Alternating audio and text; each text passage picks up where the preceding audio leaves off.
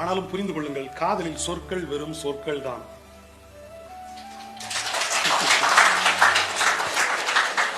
காதலில் உடல் ஒரு பரிசு பொருள், அதை ஒருபோதும் கேட்டு பெறாதீர்கள். எல்லா காதலும் ஒரு நாள் உளரும். அந்த வெறுமையை பதற்றமின்றி எதிர்கொள்ள மனதை தொடக்கத்திலிருந்தே பழக்குங்கள். உங்கள் காதலை செல்லா காசாக்கும்படியாய் உங்கள் இணையை கவரும் நபர் சற்று தூரத்தில் தான் உலாவிக் கொண்டிருக்கிறார் என்பதை நம்புங்கள். காதலில் துரோகம் ஒரு தத்துவார்த்த நிகழ்வு. அந்த வழியில் மூழ்கி எழுந்து ஞானம் பெறுங்கள். உங்கள் காதல் இறந்த பிறகு அதை புதைப்பதா எரிப்பதா என்பதில் சச்சரவு செய்யாதீர்கள். அதை கவிதைக்குள் வீசி எறியுங்கள். காதல் தான் இருப்பதிலேயே அதிக கோணங்கள் கொண்ட வடிவம்.